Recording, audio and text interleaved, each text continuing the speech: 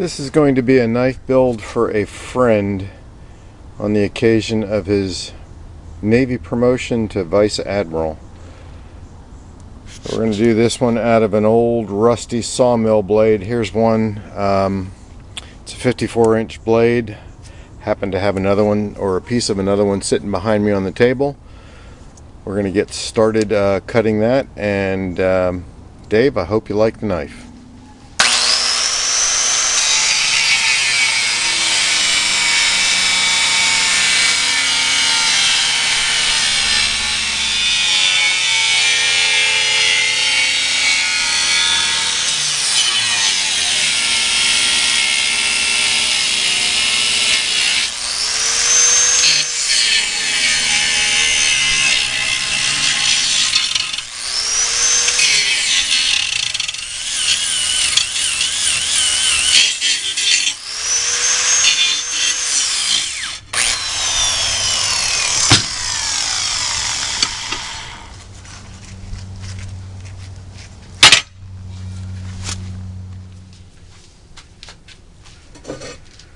Alright, Dave, this is your knife.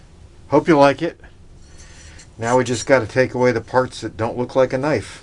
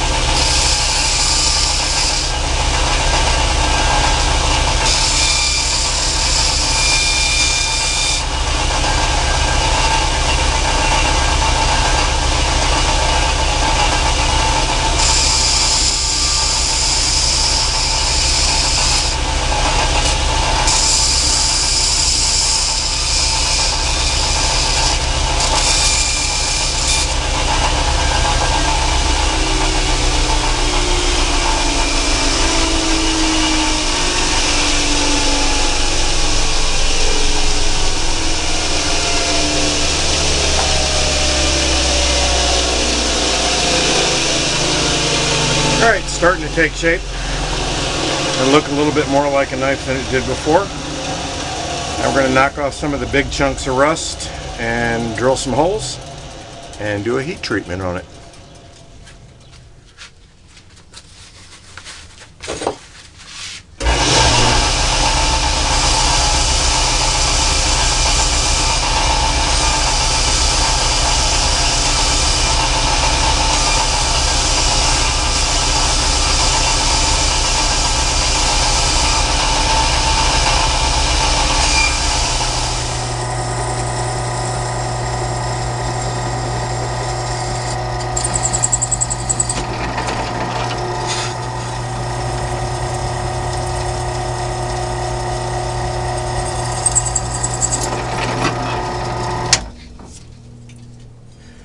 Holes are drilled. Now onto the heat treat. We're going to harden this at 1575 degrees and then temper it around 450 degrees. Alright, blade goes into the oven. We're actually going to do it at 1525, heated at 1525, not 1575. And shut the door and start the oven. Alright, the steel has been soaking at 1525 degrees for a little while now. I want to take it out and quench it and cool it down rather quickly.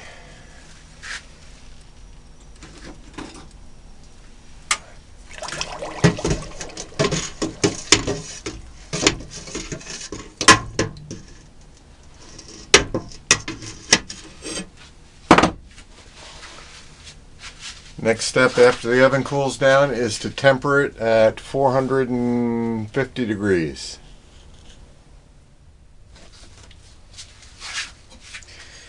Alright, here's the knife after it has been heat treated or hardened and then tempered, and now we're going to start the grinding process. This knife's going to have a flat grind to it, so we'll go ahead and get started. I'm not going to show you the whole process, but it's going to go through a 50 grit belt to a 120, 220, 400, and then finish it up with either a 600 or an 800 grit belt.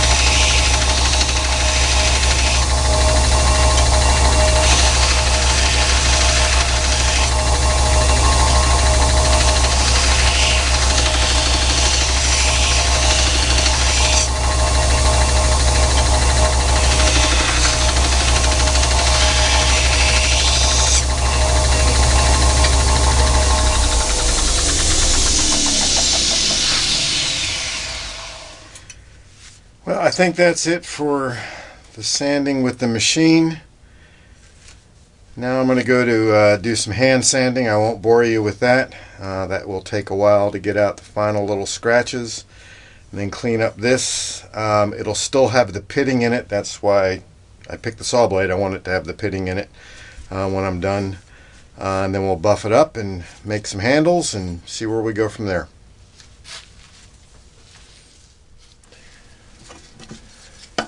Alright, the knife is done pretty much. I've hand sanded all the scratches out and have it taped up, getting ready to put the handle on, but now I've got to put the handle together.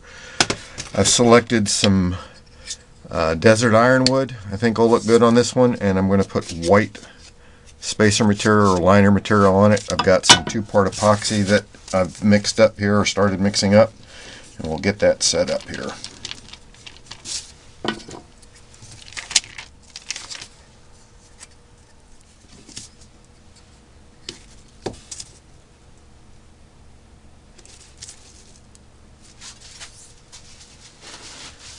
And then put a weight on it and let it set up. Alright, the liners are attached. Now I'm just going to cut out basic shape of the handle here and make it a little easier to attach and less sanding.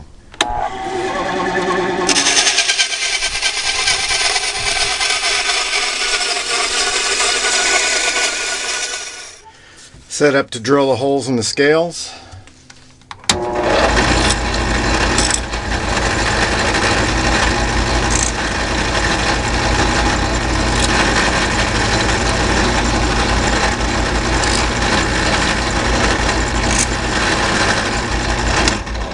I'll put it on the table and drill them all the way through now that they're marked. Alright, the holes are drilled, and I've got some pins in it. Now I'm going to even up the front end.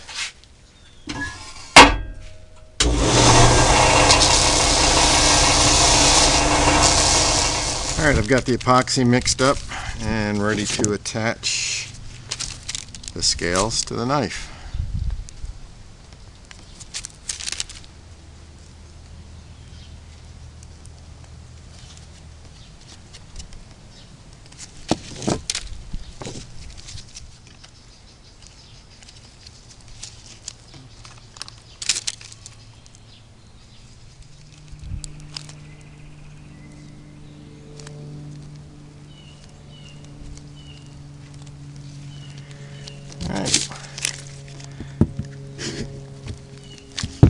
them up, let them set for a few hours, and then start shaping the handle.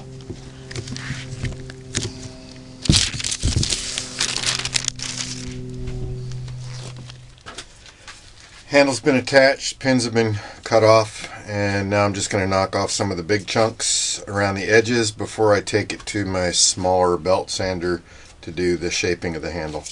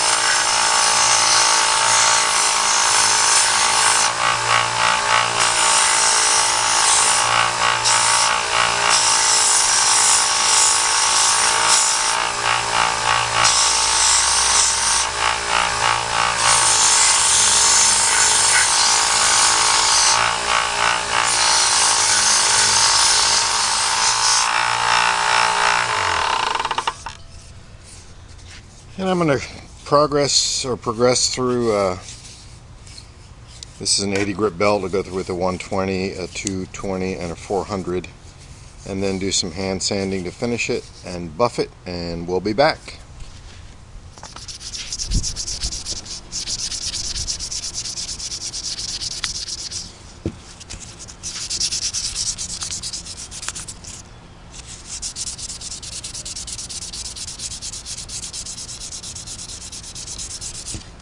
Alright, that's all the sanding we're going to do on this one.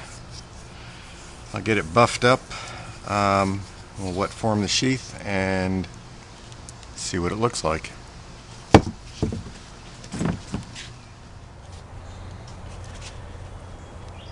Alright, I've got the pattern of the sheath drawn onto the leather, and now we're just going to cut it out.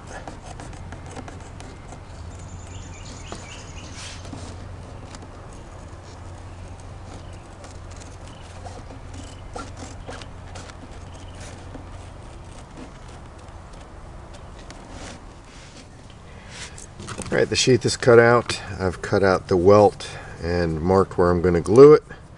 And the welt is to keep the edge of the blade from cutting the threads when I sew up the sheath. Next thing I want to do is take an adjustable gouge and thin the leather here so that it folds over a little bit easier. Pretty simple to do.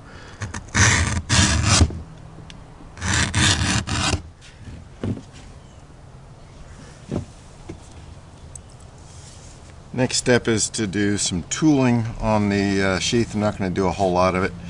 I'm going to put my mark on the back side of it, and then something appropriate for who this sheath is for and the knife is for on the front. So on the back, just got a little stamp. First thing I want to do is wet the leather.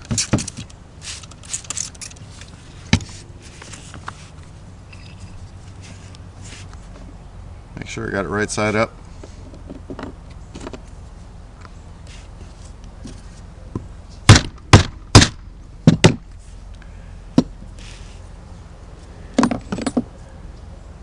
And then my maker's mark.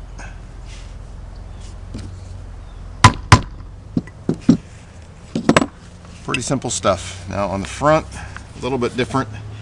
The gentleman this is for wears a set of engineering duty dolphins, or engineering duty officer dolphins. So we're going to put that on the front. Now you could just clip the dolphins to the front, but what's the fun in that? So what we're going to do here is press them into the front, and holding them in place, you can just press real hard but I want to clamp them and get a good fit, so I'm going to move this out of the camera and clamp that block down so that I get a good impression. Well, let's see how this came out.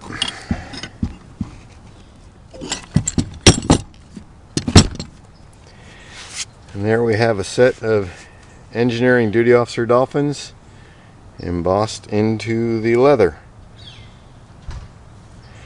Alright, next I'm going to dye the leather and then sew up the sheath, and I won't bore you with all that, and be back when we're done. Next thing I want to do is fit the sheath to the knife. So what I've done is taken some water on the inside of the sheath to wet it and soften the leather a little bit. And we slide the knife in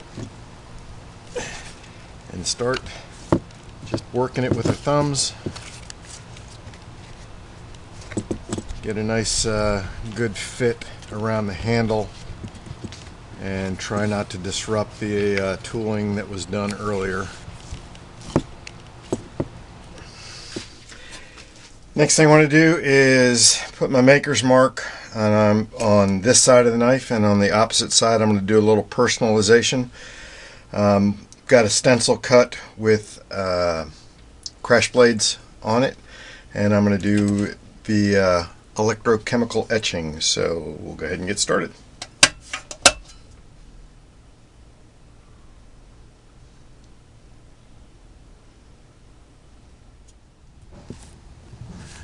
Well, Dave, your knife is done. The sheath with the embossed dolphins on it, and 3 little stars. Maker's mark on the back of it, just a pouch sheath.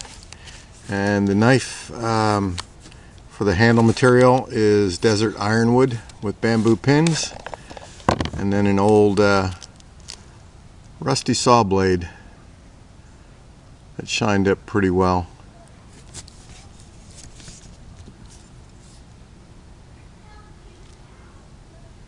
Dave, I hope you enjoy it, and congratulations, my friend, on your promotion. Thanks for watching.